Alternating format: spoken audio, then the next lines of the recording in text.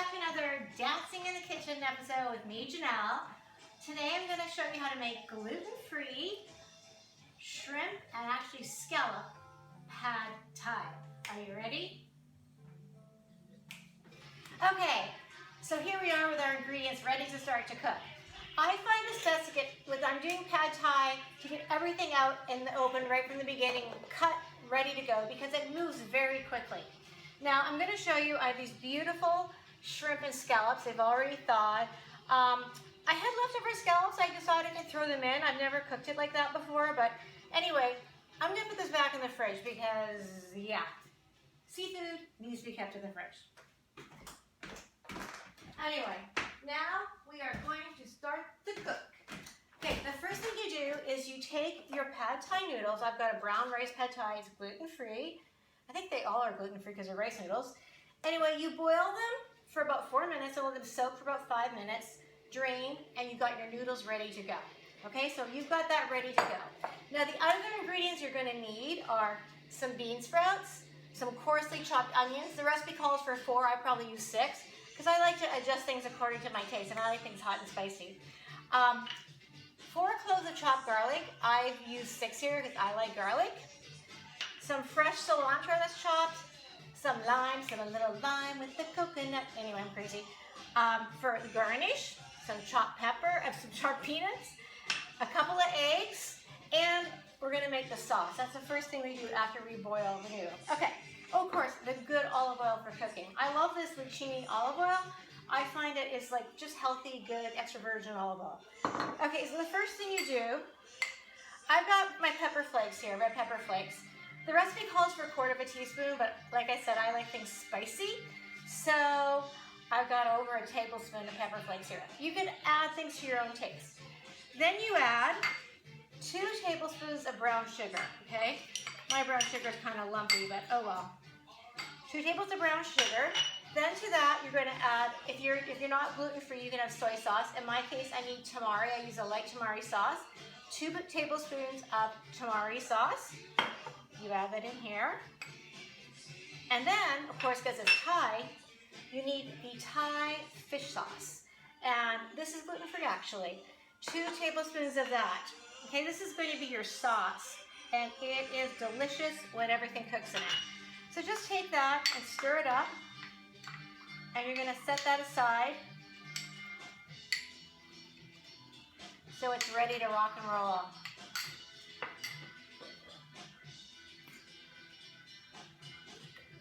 So easy, right? Okay, so we got our fish sauce. It's just sitting here getting dissolved.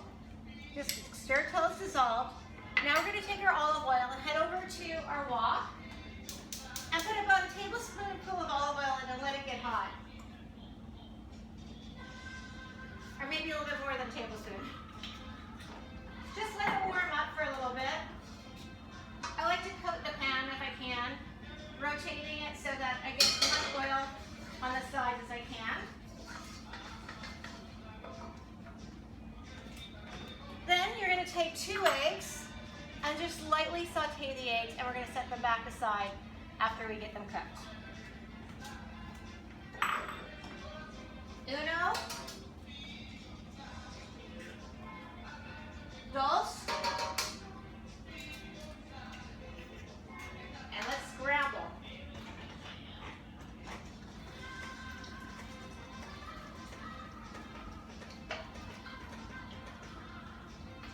You know, the first time I met pad Thai, like, I'm not like someone who obviously studied cooking. I just kind of learned to do it on my own. And I learned the best thing is to get everything ready to rock and roll, like I said, and have lots of little containers so that you don't, so that you can keep everything clean and separate until you need to put them all together at the end. Okay, so we're just going to scramble our eggs, and that takes about a minute. So I cooked my egg. Now the next thing I'm going to do is to cook my seafood. And you go over to the wok and you start to saute it, and it takes about 5 minutes. Okay, so we're going to just stir the seafood until it's cooked, about 5 minutes, and then we're going to drain the liquid. Here we go. Oop, I might need my wine.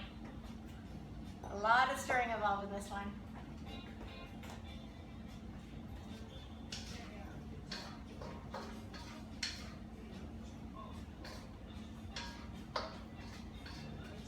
See you in 5 minutes. Okay, so now I just finished cooking the shrimp and the scallops, and I was really happy the scallops stayed in one piece. There's a little bit of still like of the egg mixture there that stuck to the pan. Now we're gonna take our garlic, and I like things garlicky, so make sure I'm gonna get all the garlic in there. Head back to the stove and stir the garlic and the shrimp and the scallops together for about a minute until the garlic is opaque. Oof.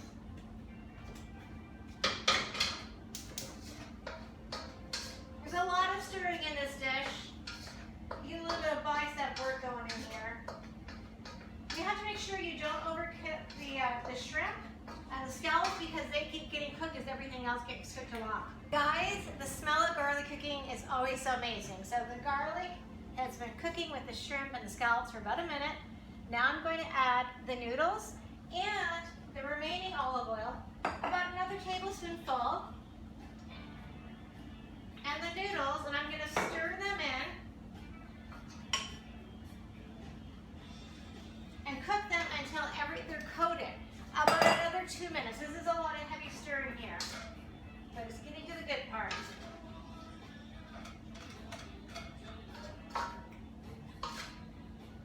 Oops, I forgot to turn it would help if I turn the heat back on.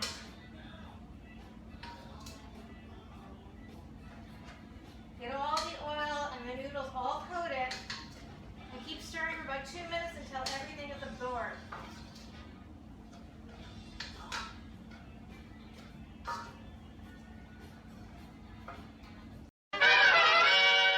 Okay, so I've got the noodles and the garlic and the seafood in there. Now, things are going to go really quickly. I'm going to add my sauce now. I'm going to give it another stir to make sure everything's dissolved. I'm going to pour that on. And I'm going to stir for about a minute till it's absorbed. Maybe not even a minute. Things are starting to go fast now, guys. Okay, gosh, it smells so good in here. The sauce is delicious. I know, I'm sure everybody's had pad thai. My goodness. Okay, that's getting in there, stirred in there. Again, I want to make sure all those noodles are broken up and covered in the sauce. Then I'm going to add the bean sprouts and the green onions. And like I said, there's a lot of stirring involved in this recipe. And you'll probably be like me where your kitchen stovetop looks like it's been beaten up at the end of this. But you're going to stir this all in for about 2 minutes. And when that's all stirred in and everything's nice and soft, then we go to the next part. Dancing in the kitchen, right, with a little wine. Okay, bean sprouts and onions are in. The last thing for the hot stove is the cooked eggs. We're just gonna mix them in until they're all cooked in around.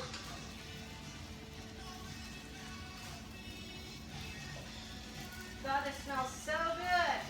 This serves for, which means I'm gonna be eating pad thai for 3 nights because I eat more than the average person. Anyway. Not always a good thing for your hips and your belly, but you know, I don't care about cooking for 3 nights, so that's good. Okie dokie, oh my God. The good thing about this wok pan is the handle doesn't get that hot, so I can sometimes just like, oh my gosh. Oh, it smells so good. Okay, oh. Et voila, pad thai with shrimp and scallops. Now, we're going to make it look pretty. I'm going to get a pretty bowl. We're going to add our peanuts, our limes, and our cilantro and make it look all shishi and nice. Because I live in Beverly Hills and we do shishi very well. I get a little thirsty after all that stirring. And I found my pretty bowl. Pretty bowl. And now I'm going to put in this monstrosity of pad thai into the pretty bowl. Getting all that good stuff down here too because it's got juice and liquids in there. Okay, wow. Okay, I'm gonna let this baby soak for quite a while as it turns out. Ugh, that pan weighs so much. Anyway, okay, so I'm gonna mix this up a little bit. And I'm gonna add some cilantro. And I like cilantro, so I'm gonna put quite a bit in. And why not use it all, right? And I don't need, it calls for 2 tablespoons of chopped peanuts, but I like peanuts too. What don't I like, you ask? Liver? Yeah, I don't like liver. Ugh. I don't like fancy food, like, I don't like foie gras. Okay. And it's looking good. Wow. A little messy. I'm gonna garnish with some limes and we'll be good to go.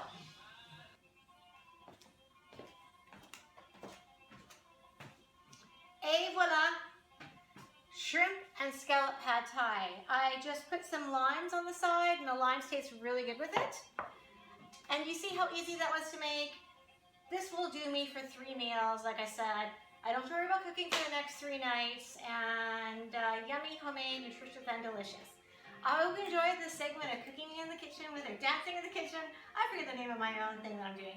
Dancing in the kitchen with me, Janelle. Have fun, be happy, enjoy life, make the best of every day, be grateful when you're healthy and safe. Those are such blessings. And love everybody who is good in your life. Kisses.